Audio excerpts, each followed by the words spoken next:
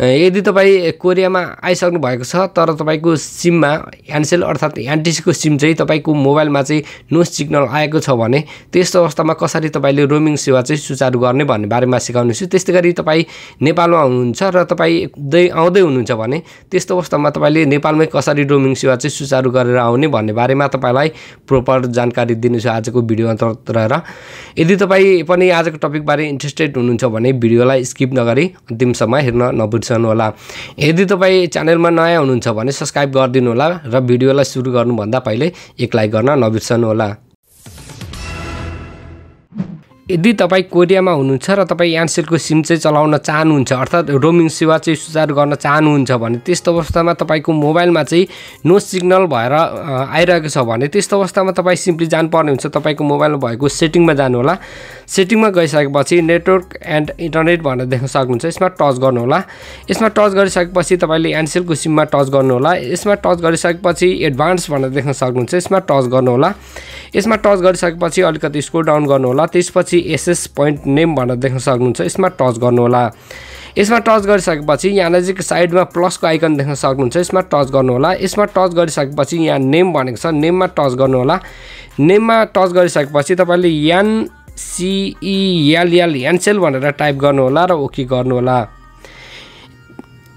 त्यसपछि तपाईले एपीएन भनेर देख्न सक्नुहुन्छ। यसमा टच गर्नु होला। यसमा टच गरिसकेपछि स्मल लेटरमा लेख्नु होला WEB भनेर लेख्नु होला र ओके गर्नु होला। यति गरिसकेपछि तपाईले यहाँ नजिक ट्रिपल लाइन देख्न सक्नुहुन्छ। यसमा टच गर्नु होला। यसमा टच गरेर तपाईले सेभ गर्नु होला। यति गरिसकेपछि तपाईले यहाँ नजिक देख्न सक्नुहुन्छ। तपाईले Ncell र वेब भनेर देख्न सक्नुहुन्छ। तपाईले जुन अहिले भर्खरै राख्नु भएको थियो अर्थात अहिले भर्खरै एड गर्नु भएको थियो त्यसमा चाहिँ टिकमा लाउनु होला यसरी। यति गरिसकेपछि तपाईले मोबाइललाई चाहिँ स्विच अफ गर्नु होला। स्विच अफ गरेर तपाईले 5 मिनेट पछाडी रिस्टार्ट गर्नु होला अर्थात अन गर्नु होला। त्यसपछि तपाईलाई म देखाउन चाहन्छु। यहाँ नै देख्न सक्नुहुन्छ। म डायल गर्छु। डायल प्याडमा गएर *901 गरेर ह्याच गर्छु र कल गर्छु। यति गरिसकेपछि मेरो नो सिग्नल थियो पहिला अहिले चाहिँ Ncell भनेर आइसकेको छ। सिम्पली Ncellमा टच गरे भने त्यस्तो अवस्थामा मेरो सम्पूर्ण यहाँ नजिक मेरो Ncell को सिम चाहिँ अर्थात रोमिङ सेवा चाहिँ Ncell को सुचारु भइसकेको छ। तपाईले यहाँ नजिक प्रत्यक्ष देख्न सक्नुहुन्छ। र साथीहरु तपाईँ नेपालमै हुनुहुन्छ र तपाईँ कोरिया आउँदै हुनुहुन्छ भने त्यस्तो अवस्थामा तपाईले नेपालमा चाहिँ कसरी रोमिङ सेवा चाहिँ सुचारु गरेर आउने त त्यसको लागि भने तपाईँ Ncell को युजर हुनुहुन्छ भने *17129 *1 अनि ह्याच गरेर तपाईले डायल गर्नु होला।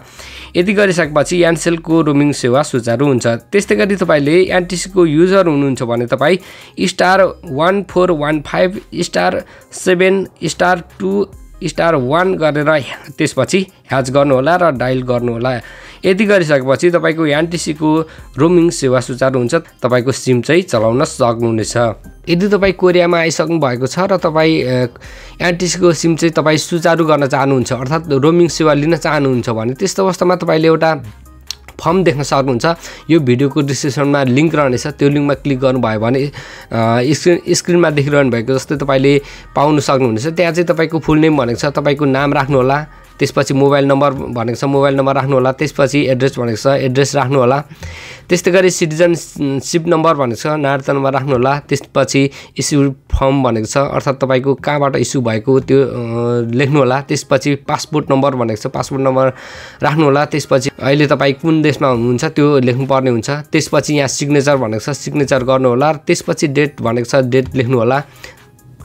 यसरी सम्पूर्ण फर्मलाई फिलअप गरिसकेपछि तपाईले आफ्नो नागरिकता अर्थात पासपोर्टको फोटोकपी चाहिँ तपाईले roaming.support@ntc.net.np मा तपाईले पठाउनु पर्ने हुन्छ। यहाँ नै इमेल एड्रेस तपाईले स्क्रिनमा पनि देखिरहनु भएको छ। त्यो स्क्रिनमा देखिरहनु भएको इमेल आईडी मा चाहिँ तपाईले पठाउनु होला यो फर्म फिलअप गरेर र तपाईको नागरिकता अर्थात पासपोर्टको फोटोलाई एड गरेर।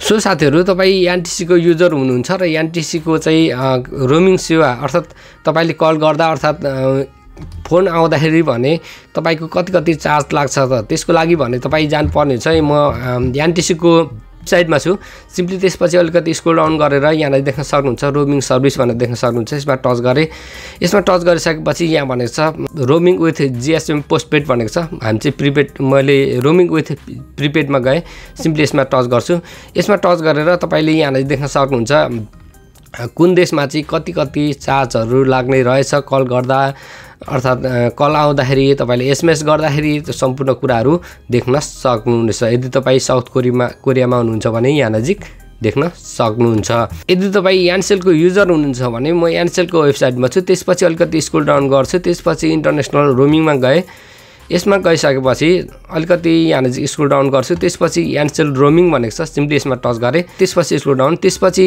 Click here to check list of roaming भनेको छ सिम्पली यसमा टच गर्छु यसमा टच गरिसकेपछि तपाईले यहाँ नजिक देख्न सक्नुहुन्छ यदि तपाई कोरियामा हुनुहुन्छ भने चाहिँ कोरियामा चाहिँ कति लाग्ने रहेछ भनेर हेर्नको लागि भने 85 नम्बरमा 85 नम्बरमा चाहिँ तपाईले देख्न सक्नुहुने रहेछ यहाँ नै देख्न सक्नुहुन्छ तपाईले कति चार्जहरु लाग्छ भनेर तपाईले सजिलैसँग देख्न सक्नुहुनेछ सो साथीहरु आजको भिडियो यति नै भिडियो कस्तो लाग्यो यदि तपाईलाई भिडियो मन परेको छ भने सानो कमेन्ट छोड्न नबिर्सनु होला अनि तपाई पर्सनल रूपमा जोडिन चाहनुहुन्छ भने मैले इन्स्टाग्रामको लिंक भिडियोको डिस्क्रिप्सनमा राखिदिएको छु त्यो लिंकमा क्लिक गरेर तपाई पर्सनल रूपमा पनि जोडिन सक्नुहुनेछ अनि यस्तै तपाईले काम लाग्ने टिप्सको साथमा अर्को भिडियोमा भेट्ने हुन्छौं तबसम्मको लागि बाइ बाइ